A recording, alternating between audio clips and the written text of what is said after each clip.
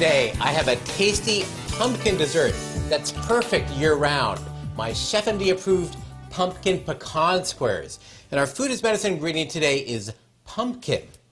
The vitamin C in pumpkin can reduce the severity of asthma and osteoarthritis and rheumatoid arthritis, and can also prevent the progression of killers like atherosclerosis and diabetic heart disease. And in this dessert, it makes it moist and rich, and it's a great substitute for brownies. It's a great low-carb, low-sugar, relatively high-protein dessert. And it starts with whole wheat pastry flour. And to this flour, you add sweet spices, cinnamon and allspice and ginger, and just a little bit of salt to bring up the flavor. And then a pinch of stevia.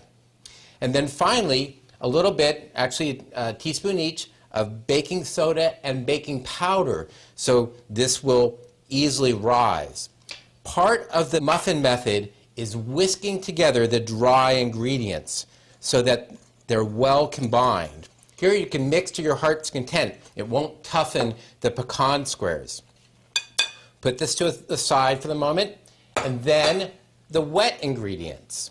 The wet ingredients start with egg whites and then whisk them to add some volume.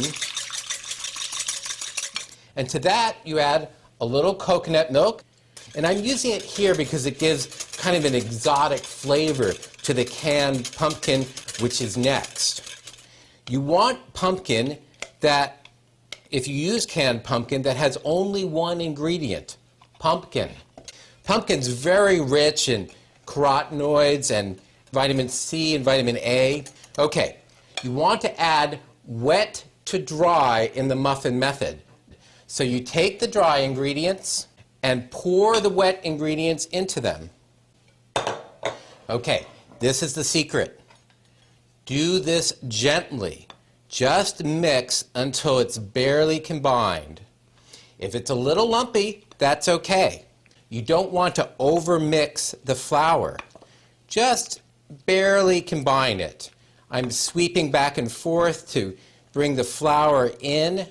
Just when it has a little bit of flour left, add your toasted pecans, which add not only flavor, but also good healthy fats, plus texture.